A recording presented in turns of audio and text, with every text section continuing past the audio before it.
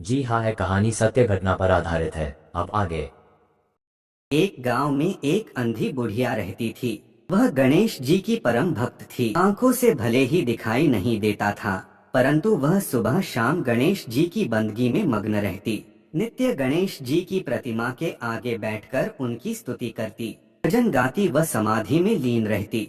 गणेश जी बुढ़िया की भक्ति से बड़े प्रसन्न हुए। उन्होंने सोचा, यह बुढ़िया नित्य हमारा स्मरण करती है, परंतु बदले में कभी कुछ नहीं मांगती। भक्ति का फल तो उसे मिलना ही चाहिए। ऐसा सोचकर गणेश जी एक दिन बुढ़िया के सम्मुख प्रकट हुए तथा बोले, माई, तुम हमारी सच्ची भक्त हो। जिस श्रद्धा व विश्वास से हमारा स्मरण करती हो, हम उससे प्रसन्न हैं। अत तुम जो वरदान चाहो हमसे मांग सकती हो। बुढ़िया बोली, प्रभु, मैं तो आपकी भक्ति प्रेम भाव से करती हूँ, मांगने का तो मैंने कभी सोचा ही नहीं। मुझे कुछ नहीं चाहिए। गणेश जी पुनः बोले, हम वरदान देने के लिए आए हैं।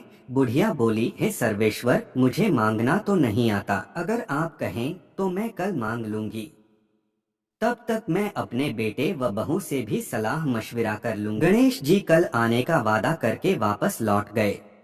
बुढ़िया का एक पुत्र व बहू थे। बुढ़िया ने सारी बात उन्हें बताकर सलाह मांगी। पिता बोला, माँ, तुम गणेश जी से ढेर सारा पैसा मांग लो, हमारी गरीबी दूर हो जाएगी, सब सुख चैन से रहेंगे। बुढ़िया की बहू बोली, नहीं, आप एक सुंदर पोते का वरदान मांगे, वंश को आगे बढ़ाने वाला भी तो चाहिए। बुढ़िया बेटे और बहू की बातें सुनकर असमंजस में पड़ गई। उसने सोचा, यह दोनों तो अपने अपने मतलब की बातें कर रहे हैं। बुढ़िया ने पड़ोसियों से सलाह लेने का मन बनाया।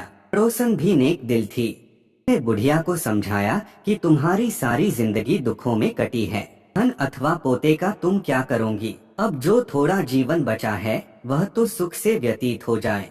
अगर तुम्हारी आंखें ही नहीं हैं, तो यह संसारिक वस्तुएं तुम्हारे लिए व्यर्थ हैं। उसने सोचा, कुछ ऐसा मांग लूं जिससे मेरा, बहू व बेटे सबका भला हो, लेकिन ऐसा क्या हो सकता है। दूसरे दिन गणेश जी पुनः प्रकट हुए तथा बोले, आप जो भी मांगेंगे वह हमारी कृपा से हो जाएगा, यह हमारा वचन है। गणेश जी के पावन वचन सुनकर बुढ़िया बोली, हे गणराज, यदि आप मुझसे प्रसन्न हैं तो कृपया मुझे मन इच्छित वरदान दीजिए। मैं अपने पोते को सोने के गिलास में दूध पीते देखना चाहती हूँ। बुढ़िया की बातें सुनकर गणेश जी उसकी सादगी व सरलता पर मुस्कुरा दिए। मैंने तुम्हें एक वरदान मांगने के लिए बोला था, परंतु तुमने तो एक वरदान में ही सब कुछ मांग लिए। तुमने अपने लिए लंबी उम्र तथा दोनों आंखें मांग ली हैं। बेटे के लिए धन व बहू के लिए पोता भी मांग लिया। वे सब सत्य होगा। यूं कहकर गणेश जी अंतर्ध्यान हो गए। कुछ समय पाकर गणेश जी की कृपा से बुढ़िया के घर पोता हुआ।